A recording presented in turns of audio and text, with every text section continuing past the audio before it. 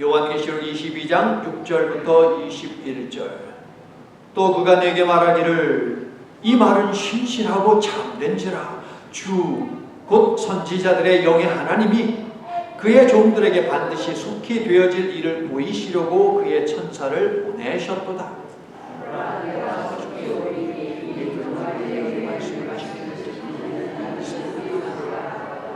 또 내게 말하되 이 두루마리의 예언의 말씀을 인봉하지 말라. 때가 가까우니라. 내가 줄 상이 네게 있어 각 사람에게 나는 알파와 오메가요 처음과 마지막이요 시작과 마침이라.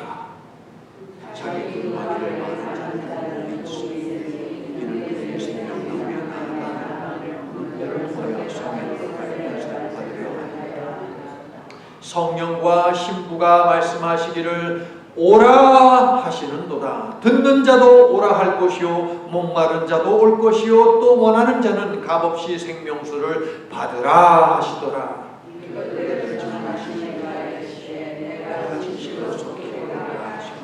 아멘. 예수의 보시옵소서. 자, 요한계시록의 마지막 절 함께합니다. 주 예수의 은혜가 모든 자들에게 있을지어다.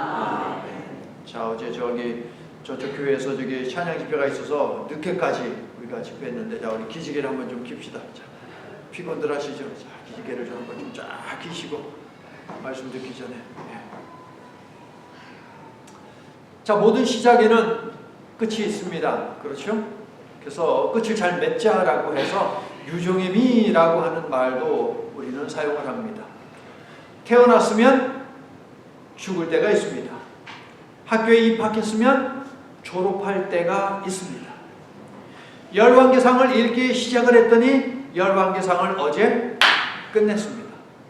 열왕기하를 오늘부터 읽기 시작하는데 8월 중순 조금 지나면 열왕기하를 덮게 되고 다른 책을 열게 될 것입니다. 작년 12월 31일 날 요한계시록 책을 저희들 폈습니다. 그리고 함께 요한계시록을 한 절 한 절 살펴나가기 시작했습니다. 이제 오늘 이 요한계시록의 마지막 장을 읽고 요한계시록을 우리는 덮게 될 것입니다. 모든 시작에는 끝이 있죠. 자, 요한계시록 1장 1절부터 8절은 무엇입니까? 서론입니다. 그리고부터 이어지는 말씀이 4개의 환상입니다. 어떤 환상을 주셨습니까? 하나님께서 7교회에 주시는 메시지를 주셨습니다. 그리고 3가지 7 재앙을 보내셨죠. 그리고 큰 성 바벨론의 멸망과 어린 양 신부의 어린 양의 혼인식, 이것이 3번째 환상이었고, 4번째 환상은 무엇입니까? 새 하늘과 새 땅에 관한 환상이었습니다. 이 모든 환상을 보여주시기 시작했는데 그 환상이 다 끝났습니다. 그리고 오늘 이제 책의 마지막 결론 부분에 도달하게 되었습니다. 이처럼 요한계시록은 서론과 4가지 환상과 그 다음에 오늘 결론에 이르는 이런 구조를 가지고 있죠. 저는 요한계시록 설교를 처음 시작하면서 12월 31일 작년에 강대상에 서서 가장 먼저 제 입을 열어 선포한 것이 무엇이냐? 고난이 있어도 절망은 없다. 이 말로 시작했습니다. 왜냐하면 이것이 요한계시록의 주제입니다. 우리가 살아가면서 이런저런 고난을 경험합니다. 그렇죠? 크든 작든 상관이 없어요. 개인에게는 고난이고 정말 힘들어 죽겠는 그런 고난입니다. 누구나 다 고난을 경험합니다. 그러나 절망은 없다라고 하는 거예요. 자, 4가지 환상도 역시 여기에 관해서 이야기를 했습니다. 성도들에게 고난은 있지만 절망은 없다라고 하는 것을 4가지 환상이 보여주었습니다. 그럼 결론은 어떻습니까? 결론도 동일할까요? 예, 동일합니다. 성도에게 고난이 있지만 절망은 없다. 그러면 그 근거가 뭐냐라는 거예요. 왜 성도에게 고난이 있어? 지금 사도 요한 시대의 성도들은 고난받고 있어요. 어떤 고난입니까? 믿음 때문에 고문당하고 믿음 때문에 죽어나가는 고난입니다. 그럼 그 성도들에게 그냥 무조건 고난이 있어도 절망은 없어 라고 하면 그것이 위로가 되지 않잖아요. 그렇죠? 왜? 지금 고난이 있어. 맞아, 고난이 있어. 절망은 없다고. 근거가 뭔데? 라고 하는 것을 오늘 본문 결론에서 가르쳐 주는 거예요. 그래서 결론의 시작과 중간과 마지막에 반복해서 하는 이야기가 있으니 따라해 볼게요. 내가 속히 오리다. 제목에 있잖아요. 첫 번째 부분에. 예수님이 속히 올 것이기 때문에 지금 당장 고난은 겪고 있지만 절망은 없다는 거예요. 절망이 없어요. 주님이 곧 오셔서 개입하시니까. 주님이 곧 오셔서 이 고난을 갖다가 없애실 것이기 때문에 눈에서 눈물을 닦아주시고 애통을 없애주시고 한숨을 지워주실 것이기 때문에 믿습니까? 그렇기 때문에 절망하지 말라라고 하는 것, 이것이 요한계시록이에요. 요한계시록의 결론인 오늘 말씀은 예수님이 속히 오실 것이니 고난이 있어도 절망하지 말아라 라는 메시지를 주고 있는 거예요. 이것이 핵심입니다. 요한은 먼저 천사가 하는 말을 전하죠. 어떻게 시작합니까? 이 말은 신실하고 참되다. 그러면 이 말은 뭡니까? 신실하고 참되다라고 하는데 이 말은 뭐예요? 앞에서 지금 요한계시록 시작하면서 계속 하나님이 보여주신 환상들 있잖아요. 이 모든 환상들은 신실하고 참되다라는 것이죠. 오늘 말씀에 7번 반복되고 있는 것이 있습니다. 이 두루마리, this scroll. 이 두루마리, 좀 더 길게 얘기하면 이 두루마리는 3번 나오고 4번 사용되는 표현이 뭐냐면 이 두루마리의 예언의 말씀이라고 되어 있어요. 그러니까 이 두루마리의 예언의 말씀, 지금까지 앞에서 다 이야기해 주신 이 예언의 말씀, 환상에 관한 이 모든 말씀들이 어떠하다? 신실하고 참되다라고 얘기를 하는 거예요. 그러니까 요한계시록의 주제가 뭐라고요? 고난이 있지만 절망은 없다. 이 말이 신실하고 참되다라는 거예요, 여러분. 자, 여러분의 삶 가운데도 어려움이 있죠? 그렇죠? 뭐 건강에 어려움도 있고 여러 가지 심적으로 힘든 것도 있고 자녀의 문제도 있고 비즈니스의 문제도 있고 많아요. 그렇죠? 그런데 그 고난이 있지만 절망은 없다. 왜? 예수 그리스도께서 속히 오셔서 개입하시기 때문에. 그런데 이것을요 단지 천국으로 데려간다로만 생각하지 마십시오.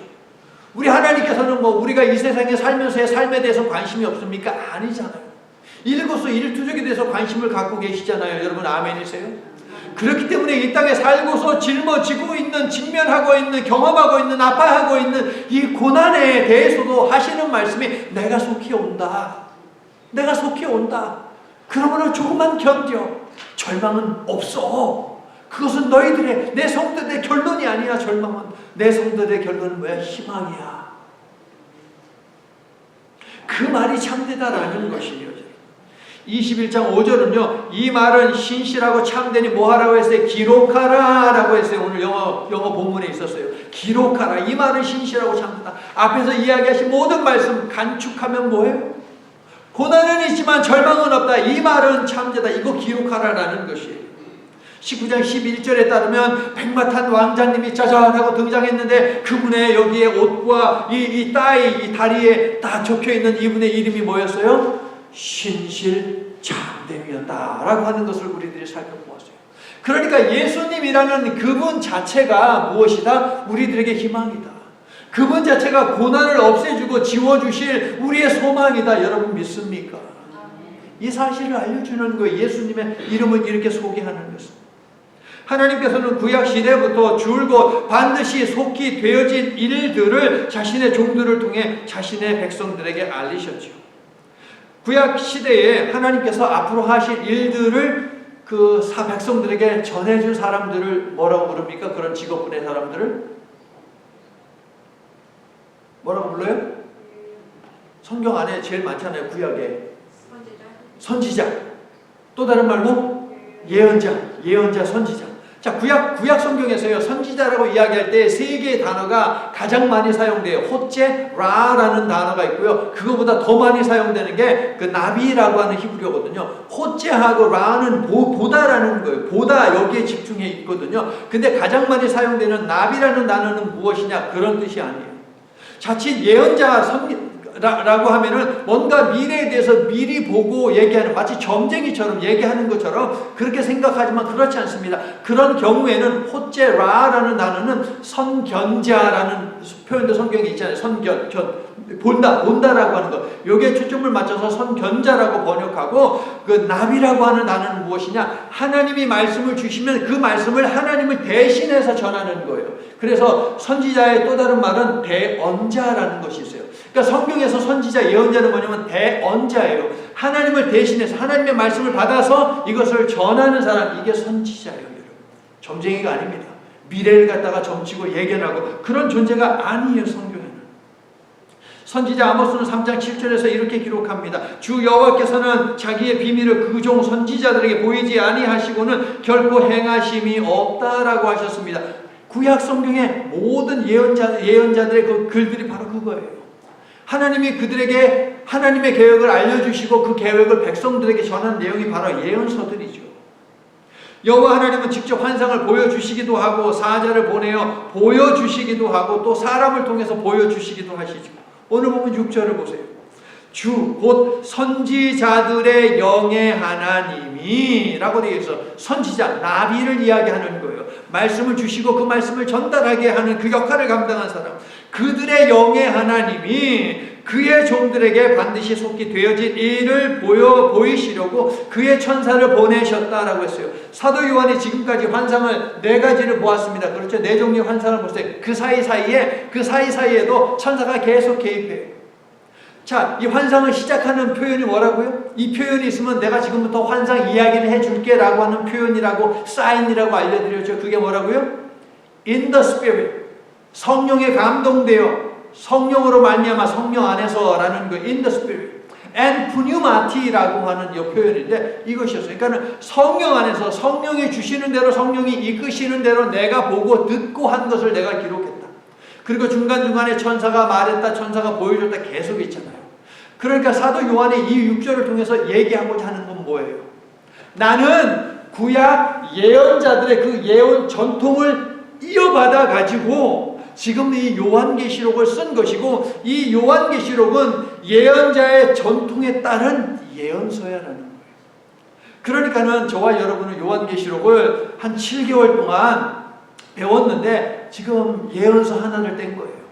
신약에 있는 유일한 예언서를 하나 우리가 뗐다고요.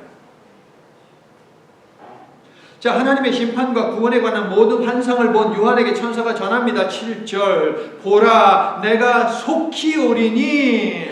자, 결론의 서두 부분에서 지금 첫 번째로 하는 이야기예요. 내가 속히 오리니. 이 두루마리의 예언의 말씀을 뭐 하는 자가 복이 있다? 지키는 자. 자, 요한계시록에는 몇 개의 복이 있어요?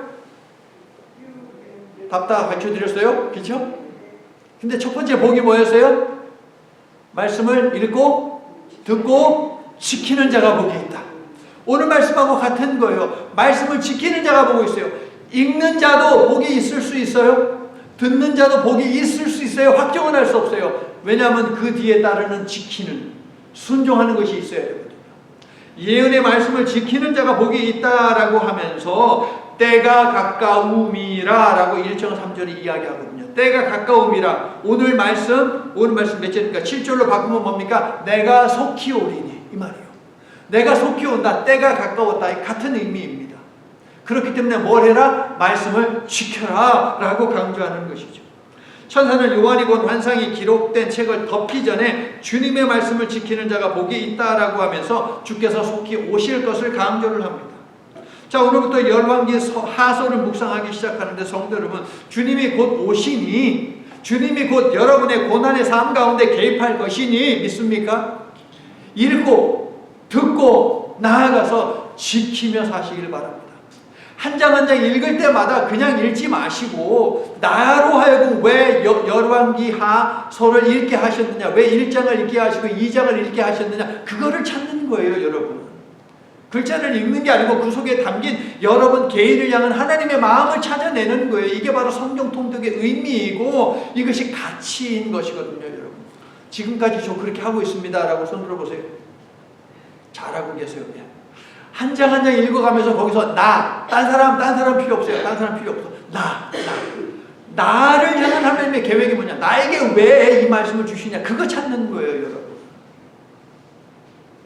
성령의 감동으로 성경에 쓰여진 것을 믿습니까? 그 성령의 감동, 그저 감동하게 하시는 그 성령이 여러분의 삶을 이미 살펴서 다 알고 계세요. 그래서 여러분의 마음, 여러분의 삶에 필요한 그 말씀을 정확하게 그 말씀을 주시는 것이죠. 그래서 우리로 하여금 읽게 하시는 거예요. 자, 말씀을 읽고 듣고 지킴으로 천국에 합당한 삶을 사는 저와 여러분이 되기를 예수님의 이름으로 축원합니다. 자, 요한은 지금까지 본 계시의 장엄함에 압도되어 천사에게 엎드려 경배하려고 합니다. 이거 어디서 들어봤는데 언제 들었던 얘기 같은데 혹시 그런 생각이 드신다면 맞습니다. 19장 10절을 보니까 보여준 환상이 너무너무 환상적인 거예요. 그래서 사도 요한이 뿅 갔어요. 그래가지고 자기도 모르게 어떻게 천사에게 그냥 엎드려가지고 절을 하려고 했어요. 그랬더니 천사가 하는 이야기야. 야야야, 그러지 마. 나도 하나님을 너처럼 예배하는 사람이야 라고 했거든요. 그런데 얼마나 천사가 보여주는 것이 이 마지막 환상들이 얼마나 감동적이고 감격스러웠으면 한번 천사가 그렇게 가르쳐 줬는데도 불구하고 다시 또 요한은 엎드려 경배하려고 했습니다. 자, 요한이요, 자신의 실수 아닙니까? 그렇죠. 실수예요. 부족함이에요. 한번 기록했으면 되는데 이것을 왜 또 기록을 해가지고 나 이렇게 모질한 사람이에요, 나 이렇게 부족한 사람이에요 라고 하는 것을 알렸을까요? 이유가 있습니다. 사도 요한의 시대에는 경배의 대상이 누구냐라는 이 문제 때문에 고난을 받는 시대였거든요. 자, 로마의 황제는요, 밑에 부하들을 시켜가지고서 황제의 신상을 만들게 하고 그 신상 앞에 절하게 했습니다. 황제를 숭배하지 아니하는데 어떻게 됐습니까? 모조리 고문당하는 거예요. 끝까지 거절하면 죽임당하는 것입니다. 그것이 사도 요한 당시에 기독교인들의 운명이었습니다. 자, 기독교인들은요, 믿음이냐 믿음이 아닌 것이냐 결정을 해야 돼요. 하나님이냐 황제냐, 예수님이냐 황제의 우상이냐, 선택을 해야만 했어요. 선택을 해야만 했어요. 사도 요한이요, 천사, 그럴듯하잖아요. 나에게 수많은 환상을 보여줬잖아요. 그 천사 앞에 엎드려 절하라고 했지만 그 천사는 이야기하기를 아니야, 오직 하나님만이 경배를 받으셔야 돼 라고 했잖아요. 그러니까 초대교회 성도들은 이 말씀을 읽으면서, 그것도 두 번이나 19장 10절과 오늘 이 말씀을 통해서 읽으면서 어떤 생각을 하게 된 거예요? 그렇지, 내가 예배해야 하는 대상은 오직 하나님, 우리 주 예수 그리스도밖에 없지 라고 하는 것을 알게 되는 거예요. 그래서 사도 요한은 다시 한번 자신의 실수와 잘못을 갖다가 반복해서 기록하고 있는 것이다. 자, 여러분의 예배의 대상은 누구입니까? 오직 하나님, 예수님, 성령님이십니까? 돈 아니에요, 돈? 잠 아니에요, 잠? 게으름 아니에요, 혹시 여러분? 맛있는 음식 아닙니까, 혹시? 혹시 자식이 하나님을, 예수님을 대신 하고 있지는 않습니까? 더 심각하게 질문을 던져볼까요? 혹시 여러분의 삶 가운데 스며드는 역경, 고난, 어려움, 환난, 이런 것들, 어려운 것들, 현실, 이것이 여러분의 우상이 되어 있지는 않습니까? 거기에 마음 빼앗겨서 하나님을 예배하지 못한다면 그것들이 우상이 되어버리는 거예요. 문제들이 우상이 되어버리는 거예요. 사도 요한은 우리들에게 알려주고 있어요. 누구만을 예배해야 하느냐? 누구만을? 하나님만을, 예수님만을, 성령님만을. 동일하게 고백하시면 아멘 합시다. 아멘. 하나님이 요한에게 보이시고 설명하신 모든 내용은 두루마리에 기록이 되어 있습니다. 그렇죠? 5장에서 요한이 이 두루마기가 7개의 인으로 꽝꽝꽝꽝꽝 7개 봉인되어 있는 것을 보고 요한이요, 울었어요. 도대체 이 두루마리 안에는 분명 하나님의 구원과 심판이 기록이 되어 있는데, 이것이 인이 떼져서 두루마리가 펼쳐져야지 하나님의 구원이 시작되는데, 그리고 심판받아 마땅한 우상 숭배를 강요하고 그렇게 하지 아니하는 성도들을 죽이는 자들이 심판을 당할 터인데 이 인을 뗄 자가 아무도 없단 말인가 하면서 요한이 울었어요. 그때 24장로들 중에 하나가 와가지고 울지마, 뗄 분이 계셔 라고 했던 것 기억하시죠? 5장 5절을 보게 되면 24장로 중에 한 사람이 이렇게 얘기했어요. 그분이 누구냐? 유대 지파의 사자 다윗의 뿌리. 자, 오늘 본문 16절 보세요. 오늘 본문 16절 보니까 어떻게 되어 있어요? 나 예수는 다윗의 뿌리요 자손이다. 다윗의 뿌리다 뭡니까? 다윗보다 먼저 계셨다라는 것이죠. 그럼에도 불구하고 다윗의 후손으로 오셨다라고 지금 얘기하는 거예요. 그런데 그 얘기를 듣고 다윗의 뿌리다라는 이야기를 듣고 요한이 장로가 가리키는 그곳을 딱 보니까 거기에 누가 서 있었어요?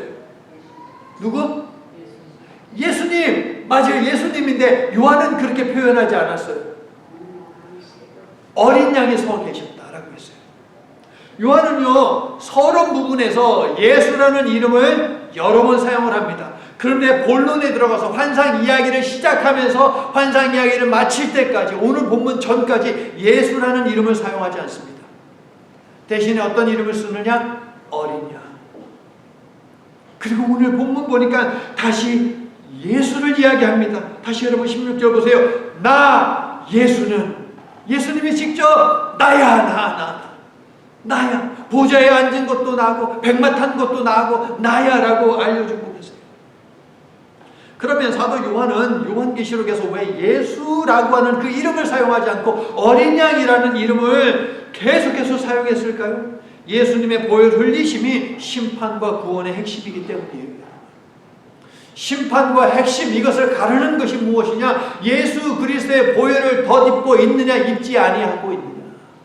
예수님이 주신 이 옷은 무엇이라고요? 하얀 옷, 세마포로 된 옷. 어떻게 하얗게 되었다? 예수님의 보혈로 빨았기 때문에. 우리가 다 기억하고 있지 않습니까? 여러분 다 배운 내용이에요. 이게 핵심이에요. 그래서 앞에서 계속 얘기하는 거예요. 예수님이라는 그 이름 사용하고 싶지만 사람들로 하여금, 성도들로 하여금 생각하게 하는 거예요. 이분이 바로 어린 양. 예수님은 어린 양이야. 예수님은 어린 양이야. 그 보혈을 흘려주셨어. 우리를 구원하기 위해서. 지금 현재 당장에는 고난이 있지만 결코 절망이 없는, 절망의 끝이 아닌 그 인생 되게 하기 위해서 예수님이 피 흘려주셔서 그분이 바로 어린 양이야. 어린 양을 통해서 계속해서 그것을 심어주는 거예요. 보혈로 빨아주신 세마포 두루마기 예복을 입고 있는 자는 구원 백성이 되어서 어린 양의 혼인 잔치로 가고, 그렇죠. 이 옷을 입고 있지 아니하는 자들은 무슨 잔치로 간다? 새들의 잔치 기억하십니까? 새들의 잔치로 보내줘서 거기에서 살이 다 뜯기고 그 다음에 어디로 보내줘요? 유황불못으로 던져진다라고 하는 거 우리 전부 다 살펴보고 왔습니다. 자, 여러분 어떻게 어린 양의 혼인 잔치입니까? 아니면 새들의 잔치입니까? 모집사님 새들의 잔치라고 안 했죠? 새들이라고 한 줄 알고 내가 깜짝 놀랐어요. 새를 사랑해도 새들의 잔치는 가면 안 돼요.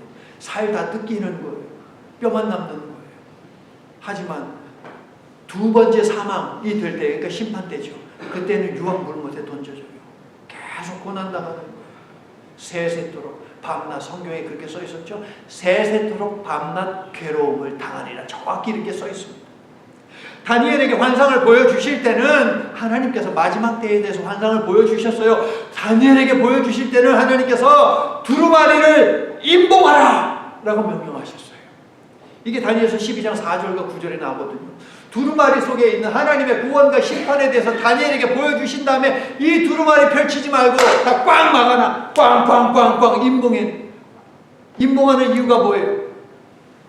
임봉하는 이유가 뭐예요? 이렇게 돌돌돌 말아가지고서 여기다가 딱 그냥 스티커 뭐 도장 딱 찍어놨어요. 왜 이렇게 임봉하는 거예요? 목적이 뭐예요? 못 열게 하려고. 왜? 아직은 때가 아니기 때문에. 그런데 하나님께서 오늘 말씀을 보니까 어떻게 이야기합니까? 10절? 임봉하라, 임봉하지 말라? 임봉하지 말라. 다니엘 때부터 꽉꽉 닫아놓았던, 접어놓았던, 펼치지 못하게 했던 것을 사도 요한에게 보여주신 다음에 이제는 임봉할 필요 없어. 그냥 그대로 두어라고 말씀하십니다. 이제는 누구라도 볼 수 있게 하라는 것이에요. 때가 되었다라고 하는 것이에요. 예언의 말씀을 실현할 때가 가까웠기에 믿는 자들에게는 위로와 함께 조금 더 인내할 것을 촉구하시고 믿지 않는 자들에게는 회개하여 돌이킬 것을 촉구하게 하기 위해서 임봉하지 말라라고 말씀하시는 거예요. 두루마리, 즉 성경에 기록된 예언의 말씀은 비밀로 숨겨야 할 말씀이 아니라 늘 듣고 보며 마음에 두고 삶에 새겨야 할 말씀입니다. 여러분 동의하시죠? 자, 11절을 여러분이 좀 읽어주시겠어요? 11절 시작.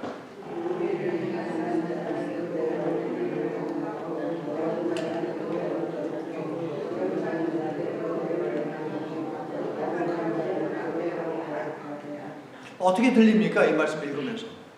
구원받을 자와 심판받을 자는 정해져 있다라고 하는 운명론적인 그런 말씀으로 좀 읽혀지지 않습니까? 그런데 그렇지 않습니다. 이 말씀은 회개할 수 없는 때가 곧 온다라고 하는 엄포입니다. 그렇기 때문에 각 사람은 그 행한 대로 보응을 받게 되기 때문에 악인은 악행의 대가를 치르고 의인은 옳은 행실의 보상을 받게 될 그 날이 멀지 않았다라고 하면서 경고하는 거예요. 이 말씀. 운명이 정해졌다. 뭐 하나님은 로봇 만들었습니까? 여기 불의에 해당한 사람들은 나중에 죽어서 구원될 사람으로 딱 찜해놓고 여기에 해당하는 사람들은 너희들이 심판받을 사람으로 아예 태어날 때부터 딱 정한 다음에 이쪽에 놓고 그렇지 않죠. 그런데 우리 그리스도인들은 하나님께서 내가 어머니 태 속에 있을 때부터 혹은 태 속에 있기 전부터 나를 택하셔서 구원받은 백성 삼아주셨습니다. 감사합니다라고 고백해요, 안 해요? 믿음의 고백을 그렇게 하는 것이죠. 나같이 부족한 사람도 나 같은 죄인도 하나님이 은혜로 미리 택하여 불러주셨다. 그것이 감사하다라는 차원에서 고백을 하는 것이지 하나님은 로봇처럼 멸망할 사람이 있죠. 아닐 사람이 있죠. 딱 나눠가지고서 몇 년, 몇 월, 며칠에 태어나게 딱딱딱 그렇게 이미 정해서 세상에 그러면은 아예 태어나기 전부터 멸망받고 지옥에 갈 사람으로 찜된 사람들은 그 뭡니까 이게? 하나님은 모든 사람을 구원하기를 원하시는 분이시잖아요. 제 14절, 15절을 보면 의인과 악인이 그 행위의 결과에 따라 어떻게 되는지 그림으로 보여주시죠. 의인은 생명나무가 있는 성 안으로 밖으로, 의인은 안으로, 반면에 악인은 성 밖에 있게 된다라고 그림으로 보여주잖아요. 의인과 악인의 그 결과가 어떻게 되는지. 11장에서도 하나님을 경배하는 자들은 성 안에 있고 믿지 않는 자들은 성 밖에 있음을 두 증인에 관한 이야기를 하시면서 이미 하나님이 알려주셨어요. 주일을 성수하며 성전 안에서 하나님을 찬양하며 예배하는 우리는 모두 새 예루살렘 성 안에서 즉 천국에서 만나 생명나무의 12종류 과일을 함께 먹으며 담소하게 될 수 있기를 예수님의 이름으로 축원합니다. 거룩한 성세 예루살렘에 들어가는 일이고 거룩하신 하나님을 뵙는 일이니 우리 역시 거룩해져야 한다. 그런데 예수님은 우리가 죄성을 가진 존재임을 아세요? 모르세요? 아시죠? 우리가 죄성을 가진 존재인 걸 알아요. 그래서 더럽혀질 것을 알아요. 그리스도의 보혈로 깨끗하게 해주셨지만 살면서 계속 더러워질 것을 우리 예수님은 알고 계세요. 그래서 14절에 다음과 같이 요구하는 말씀이 있죠. 자기 두루마기를 뭐라고 되어 있어요? 14절? 빠는 자들. 자, 빠는에 해당하는 이 단어는요 현재 진행형이에요. 빨고 있는 사람이에요. 빨고 있는 사람. 옷을 갖다가 계속 빨고 있는 사람이에요. 죄에 묻으면 또 닦고 죄에 묻으면 또 빨고 계속 빠는 거예요. 예수 그리스도의 보혈을 의지해서 계속 세탁을 하는 사람들이에요. 이게 바로 성도예요. 여러분. 한번 구원받았으니까 그걸로 장땡 끝났네. 내가 뭐라든 상관없어. 내가 아무리 죄를 지어도 이미 구원받았기 때문에 나는 죽으면 천국 갈 거야. 구원파. 이거 아닙니다, 여러분. 계속 빨아야 됩니다. 계속 세탁해서 예수님이 주신 보혈의 이 옷을 갖다가 입고 있어야 돼요. 바울이 로마서 8장 18절에서 십자가의 도가 구원을 받는 우리에게는 하나님의 능력이라고 했어요. 받는에 해당하는 단어는 현재 진행형이에요. 받고 있는 십자가의 도가 구원받고 있는 우리들에게는 하나님의 능력이라고 그랬어요. 계속 구원을 받고 있어야만 하나님의 능력이 되는 거예요. 구원을 계속 받고 있다는 것이죠. 빌립보서 2장 12절에는 어떻게 가르칩니까? 받은 구원을 어떻게 해라? 너희가 이루라 라고 했어요. 우리에게 숙제가 있는 거예요. 구원받았으면 이것을 이루어 나가야 하는 거예요. 어떻게? 계속 빨아야 돼요. 보혈로 깨끗하게 해주신 우리의 삶을 빨아나가야 돼요. 그래서 성도 거룩한 무리라고 부르는 거예요. 거룩한 백성이라고 부르는 거예요. 그래서 하나님께서 주신 성, 새 예루살렘 성, 그 앞에 어떤 형용사가 붙어 있어요. 거룩한 성, 새 예루살렘 되어 있잖아요. 거룩한 성. 새 예루살렘은 곧 성도잖아요, 여러분. 성도는 거룩해야 한다는 거예요. 거룩을 추구하며 살아야 한다는 거예요. 이것이 오늘 영어 설교에 담겨있는 핵심적인 내용 중에 하나였어요. 이 두루마기는 주님이 주신 옷이지. 깨끗한 세마포로 만든 옷인데 어떻게 빨아야 합니까? 자, 7장. 자, 중요하니까 우리 한 번 더 복습해 보자고요. 7장 넘어가셔서 13절, 14절. 7장, 요한계시록 7장. 제가 13절, 여러분이 14절을 읽을 거예요. 자, 제가 먼저 요한계시록 7장 13절. 장로 중 하나가 응답하여 나에게 이르되 이 흰옷 입은 자들이 누구며 또 어디서 왔느냐?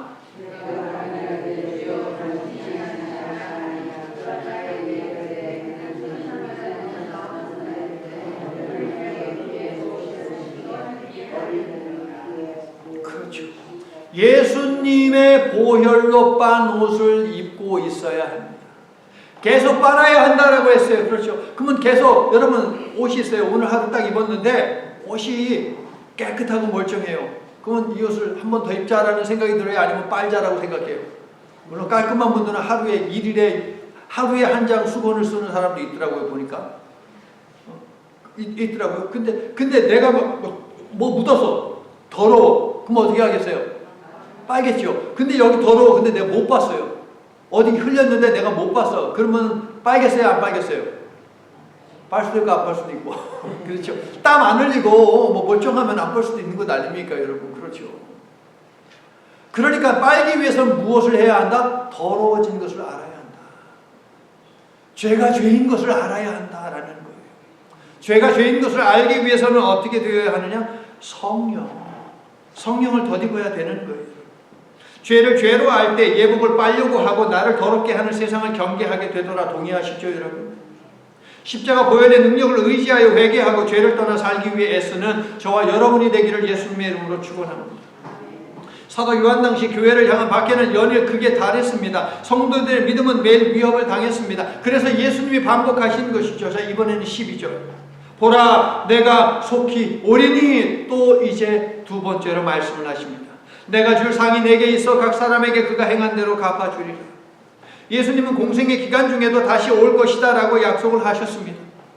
사도 요한에게도 환상을 통해서 알려주셨습니다. 환상 다 보여주시고 직접 말씀하셨습니다. 그런데 그 이후 2000년 가까이 되었지만 예수님이 재림했어요, 안 했어요? 몰라요? 모르면 안 돼요, 여러분. 재림하셨으면 우리는 큰일 나는 거예요. 재림 아직 안 하셨죠? 아직 안 하셨어요. 그래서 많은 성도들이 도대체 속히 오신다라고 했는데 속히는 언제냐? 라는 질문을 합니다. 그리고 속히 오신다 했는데 아유 안 오나 보다. 예수님 뻥쳤다. 거짓말 했나 봐. 라고 이렇게 생각해서 믿음의 삶에서 떠난 사람들도 적지 않아요. 특별히 고난이 올 때에, 어려움이 처해질 때에 말이에요. 성도 여러분, 우리가 죽을 때까지 속히 오신다 약속하신 예수님이 안 오실 때도 안 오실 수도 있어요. 그렇죠? 우리가 죽기 전에 안 오실 수도 있다고요. 그렇죠, 여러분? 오실 수도 있고 안 오실 수도 있어요. 그러나 확실한 것은 무엇입니까? 첫째, 우리는 죽는다는 거예요. 그렇죠? 맞아요, 안 맞아요? 두 번째 확실한 건 무엇이냐? 우리가 죽음에 들어갈 때에 우리 예수님이 오셔서 우리의 손을 잡아주신다는 거예요. 믿습니까? 두 가지 확실해요. 우리는 반드시 죽어요. 예수님이 오시든 오시지 않든 우리는 죽어요. 그렇죠? 하지만 우리가 죽을 그 순간이 되면 우리는 예수님이 오셔서 분명 오셔서 우리의 손을 잡아주신다는 거예요. 자, 그럼 여기서 이제 질문. 여러분이 앞으로 얼마나 더 살 것 같아요? 10년 이상 더 살 것 같다. 한번 손 들어보세요. 20년을 살 것 같다. 아니다. 5년도 내가 힘들 것 같다. 혹시 계세요, 여러분? 저 5년도 안 될 것 같다 라고 하면 아니 10년 된다고 해봅시다. 젊은 분들 더 많이 살겠지만 그런다고 우리가 해봅시다. 그러면 그 남은 세월을 생각할 때 예수님의 속히 오시는 것 아닙니까? 우리가 죽음의 그 순간 가잖아요. 죽음을 향해서 가고 있잖아요. 근데 예수님이 우리 손 잡아주신다니까요. 계속 우리의 손을 잡고 계시지만 죽음의 순간에 두려워서 벌벌 떨 때 우리 예수님이 꼭 잡아주신다고 여러분 믿습니까? 주님은 속히 오세요, 여러분. 재림에서도 오시지만 우리의 삶 가운데도 임재하여 잡아주신다고요. 우리가 고난 가운데 절규할 때에도 우리 예수님은 속히 오세요. 우리의 손을 붙잡아 주세요. 그것이 오늘 말씀의 약속입니다, 여러분. 요한계시록의 서두에서 주님은 이렇게 요한계시록의 서두에서 예수님은 이렇게 자신을 소개했죠. 1장 8절 나는 알파와 오메가라 이제도 있고 전에도 있었고 장차 올 자요 전능한 자다. 오늘 보면 13절을 보니까 주님은 여전히 뭐라고 말씀하십니까? 알파와 오메가 처음과 시작과 마침이 된다고 하셨어요. 자, 우리 새벽에 나오신 장로님과 한 집사님, 우리 이사야서를 봤는데 지난주에 이사야서를 봤는데 하나님은 시작과 마침이다 라고 마지막이다 라고 하셨어요. 하나님은 시작과 마침인데 예수님이 하시는 말씀이 요한계시록의 시작에서 나는 알파와 오메가 시작과 끝이다. 처음과 마지막이다. 오늘 요한계시록 끝나는 데에서도 말씀하세요. 중간에도 예수님은 나는 시작과 끝이야 라고 요한계시록에서 계속 말씀하셨어요. 그리스도는 창조와 구원의 역사를 시작하신 하나님이심을 믿으시기를 바랍니다. 그리고 이 구원의 역사를 끝내실 분도 그리스도다라고 하는 것을 알려주는 거예요. 서론에서만 언급되었던 어린 양의 이름이 또 등장합니다. 나 예수는 교회들을 위하여 내 사자를 보내어 이것들을 너희에게 증언하게 하였노라. 나는 다윗의 뿌리요 자손이니 곧 광명한 새벽별이라. 아까 앞에서 읽었죠. 예수님은 이제 다윗의 뿌리와 자손으로 오시고 이 땅 백성의 광명한 새벽별이 되어 대적들을 심판하실 것이다. 이 말씀입니다. 그리하여 창조와 구원의 일을 마무리하실 것이다. 자, 2주 전에는 제가 창세기의 말씀과 요한계시록을 비교를 했잖아요.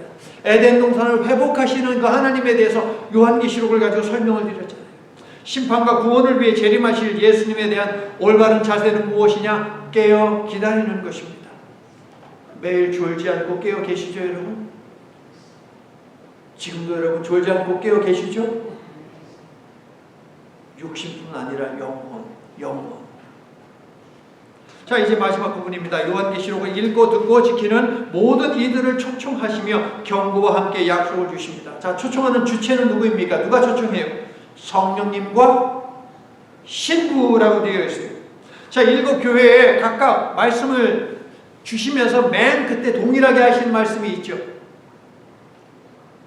귀 있는 자는 그냥 들을지어다가 아니고 성령께서 교회에 주시는 말씀을 들을지어다 라고 이렇게 되어 있어요.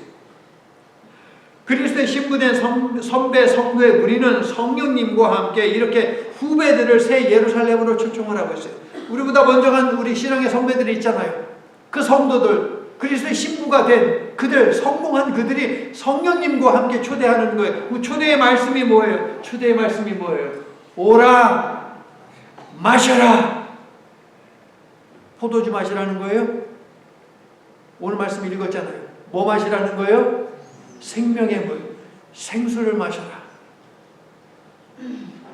값 있게 값 없게, 값 없이 오는 자에게는 누구나 공짜로 준다는 거예요. 이미 21장 6절 7절에서 이기는 자의 상속을 말씀하시면서 목마른 자에게 생명수 샘물을 값없이 줄 것이다 라고 약속을 했어요. 22장 1절에서는요, 하나님과 어린 양의 보좌에서 물이 생수가 나와서 강을 이루고 그 강의 좌우편에 생명의 나무에까지 이게 도달해가지고 이 생명나무에서 무엇이 열려요? 열매가 열리죠. 몇 가지 열매가?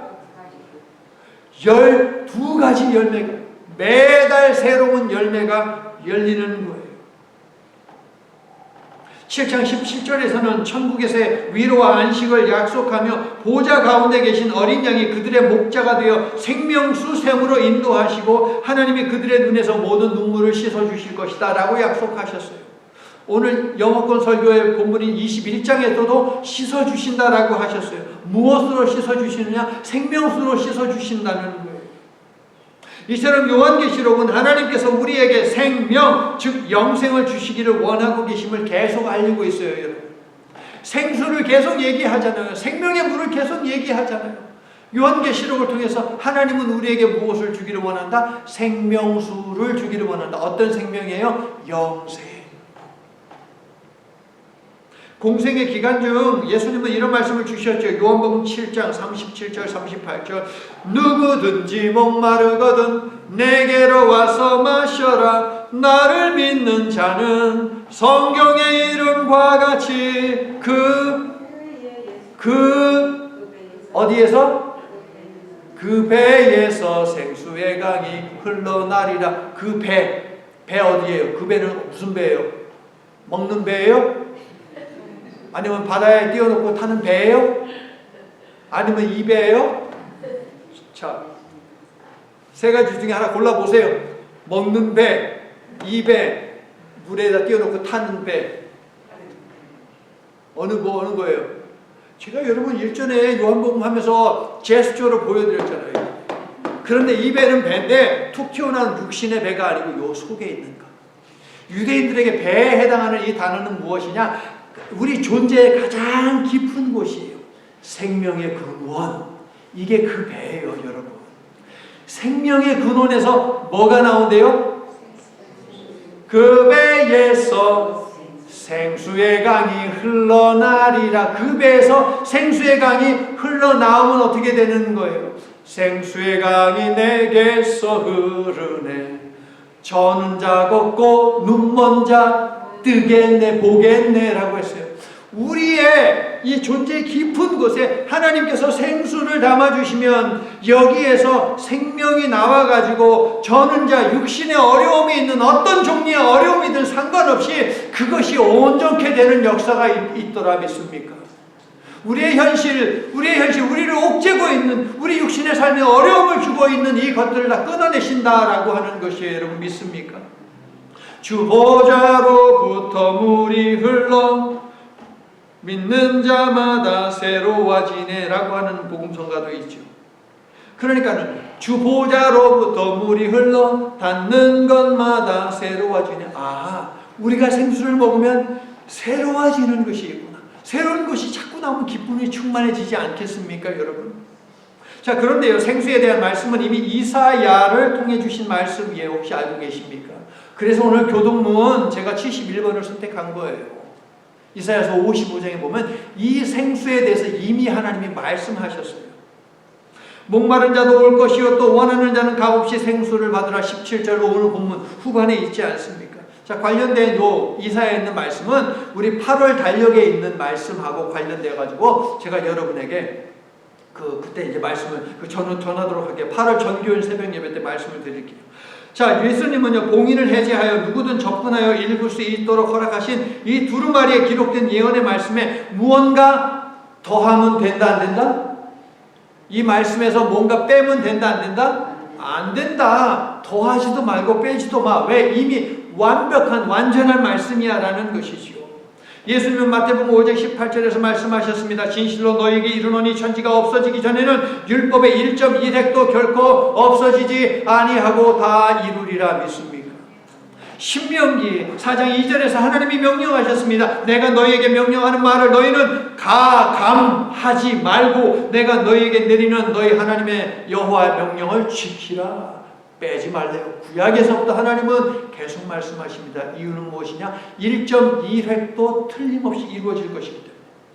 자, 이 명령을 어기면 어떻게 됩니까? 본문 18절 보니까 더하면 어떻게 돼요? 하나님께서 두루마리에 기록된 재앙을 더하실 것이다. 아하, 더하면 재앙이 얹어지는구나. 빼면 어떻게 돼요? 18절 하나님께서 두루마리에 기록하신 생명나무와 및 거룩한 성에 참여하는 것을 제하여 버릴 것이다. 생명나무에 참여하지 못하게 하겠다. 그러므로 성도 여러분, 하나님의 말씀을 내 입맛에 맞게 더하거나 빼면 돼요, 안 돼요? 안 된다. 사탄은요, 하나님의 말씀을 완전히 거부하도록 하지 않습니다, 여러분. 완전히는 거부하지 않도록 합니다. 조금씩 거부하게 만드는 것이죠. 예수님이 이 말씀을 주시는 이유가 무엇이겠습니까? 인간은 누구나 자신의 이익과 손해, 특별히 죽음 앞에서는 계산을 하게 되어 있어요. 계산을 하게 되어 있어요. 그래서 나에게 이로운 것, 이것을 선택을 하게 되어 있어요. 그 갈등하며 흔들리기 때문에 예수님이 이 말씀을 주시는 거예요. 더하지도 말고 빼지도 마라. 그리고 또 이유가 있습니다. 사탄은 대초부터 오늘에 이르기까지 이러한 인간의 심리를 이용을 해서 하나님의 말씀을 아전인수격으로 왜곡하게 만들고 있거든요, 여러분. 사탄이 아담과 하와에게 접근했던 것을 보세요. 태초에서부터.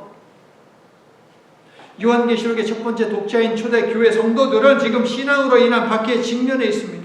사탄은 로마 당국자들의 입을 빌려 성도들을 협박하기도 하지만 협박이 통하지 않는 성도들이 많다는 것을 너무나도 잘 알고 있습니다. 그래서 하나님의 말씀에서 1.1획을 빼고 더하여 눈에 보기에 좋고 먹음직스럽고 지혜롭게 할 만큼 탐스러운 말씀으로 둔갑시켜 버리는 거예요. 여러분 보십시오. 히브리어 중에 이렇게 생긴 게 있어요. 요렇게 생긴 게 있어요. 삼지창처럼 요렇게 생긴 게 있어요. 근데 여기에 점을 찍느냐, 여기에 점을 찍느냐에 따라서 이게 달라져요. 이렇게 딱 곧게, 정확하게 이렇게 쓰면은 디귿자 발음이지만 요렇게 약간 끝에로 꼬매는 어떻게 되느냐, 이것은 리을자 발음이 돼요. 이렇게 디귿자 모양으로, 정확히 디귿자 모양으로 쓰면 이것은 K 발음이 됩니다. 그런데 이렇게 하면은 또 다른 디귿자 발음이 되고 이렇게 되면 또 다른 발음이 돼요. 크 발음이 되거든요. 그래서 이게 1.1획이에요. 점을 어디다 찍느냐 마느냐에 따라서 이게 의미가 달라져 버리거든요. 그래서 그래요. 그래서 1.1획도 더하거나 빼지 말라고 예수님이 하신 말씀이죠.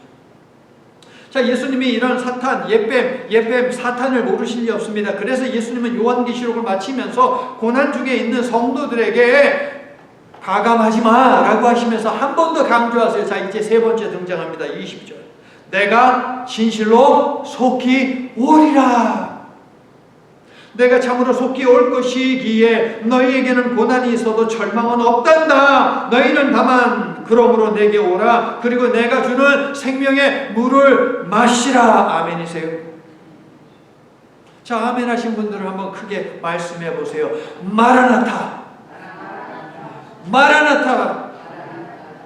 아멘. 주 예수여 오시옵소서. 마라나타. 주 예수여 어서 오시옵소서. 중간 생략하고 아멘. 주 예수여 오시옵소서. 여러분도 시작. 아멘. 주 예수여 오시옵소서. 20절에 있잖아요. 20절. 아멘. 주 예수여 오시옵소서. 이것을 아람어로 예수님 당시에 유대인들이 그리스어보다는 아람어를 사용했는데 아람어 성경을 보게 되면 마라나타라고 되어 있어요. 주여 오소서 이거거든요. 주님이 속히 오시어 지금 여러분을 힘들게 만드는 고난을 끝낼 것이니 수고하고 무거운 고된 짐을 지고 주님께 나와 생명의 물을 마시고 평안을 누리며 생동감 넘치는 삶을 사시기를, 그리고 마지막 때에 눈물도 고통도 한숨도 없는 천국에 입성하시기를 예수님의 이름으로 간절히 축원합니다. 이제 말씀을 마칩니다. 예수님이 물을 달라고 하시자 사마리아 여인은 당혹감과 의구심을 갖게 되었습니다. 그런 사마리아 여인에게 예수님이 말씀하시죠. 네가 만일 하나님의 선물과 또 내게 물 좀 달라 하는 이가 누군지 알았더라면 내가 그에게 구하였을 것이요 그가 생수를 내게 주었으리라. 이 물을 마시는 자마다 다시 목마르느니와 내가 주는 물을 마시는 자는 영원히 목마르지 아니하리니 내가 주는 물은 그 속에서 영생하도록 솟아나는 샘물이 되리라. 인생의 문제들로 여러분 목이 마르십니까? 이제 곧 예수님이 오시어 여러분의 갈급함을 해소해 주실 터이니 예수께로 와서 주시는 생수를 마시기를 바랍니다. 그리하여 육의 문제도 영의 문제도 해결받으며 살아가는 저와 여러분 다 될 수 있기를 나사렛 예수 그리스도의 이름으로 간절히 축원합니다. 아멘. 생명의 주인 되시는 하나님, 마라의 쓴 물 단물로 바꾸시고 사막 한가운데서 풍성한 열매가 있는 엘림의 오아시스로 인도하시며 반석을 쳐서 생수가 나오게 하신 사건이 오늘 본문 속에서 생생히 기억됩니다. 그리고 여호와는 자신과 함께한 인생을 반드시 책임져 주시는 하나님이심을 확신하게 됩니다. 사랑의 하나님, 우리의 인생을 이 땅에서 살아있을 때뿐 아니라 죽음 이후에도 책임져 주시기 위해 하나님의 아들 예수님을 생명의 물로 보내신 사건도 오늘 본문 속에서 생생히 봅니다. 성도에게는 고난이 있어도 절망은 없다. 왜냐하면 예수님이 속히 오실 것이기 때문이고 예수님은 성도들이 반드시 이기게 하실 것이기 때문이다 라는 요한계시록의 가르침을 오래도록 간직하며 어떠한 시련과 역경에 직면하더라도 환난 날에 큰 도움 되시는 하나님을 향한 믿음을 결코 포기하지 않는 우리 모두가 되도록 주님 붙들어 주시옵소서. 예수님 이름으로 기도드립니다. 아멘. 세상의 모든 목마른 자들을 부르시되 생명수를 주시기 위해 부르시는 하나님 아버지의 변함없으신 사랑과 육신에 타는 목마름을 넘어 영혼의 갈급한 목마름까지 해결해 주시는 하나님을 온몸으로 보이시기 위해 이 땅에 사람으로 오신 독생성자 예수님의 한결같으신 은혜와 타는 목마름에 허덕이며 주님께 나오는 모든 자들을 위해 예비하시고 약속하시고 허락하신 성령님의 인도하시고 보호하시는 신실하신 교제가 나의 육적, 심적, 영적 갈증을 채워주실 것을 믿기에 이처럼 생수의 강이 흐르는 성전에 나와 예배하고 그 믿음을 가지고 삶의 현장으로 출발하는 모든 하나님의 성도들 위해 저들로 하여금 목마르게 만드는 모든 현실들 위해 그 현실 위에서 믿음으로 간구하는 모든 기도들 위해 이제부터 영원토록 함께 해주시옵기를 간절히 축원하옵나이다. 아멘.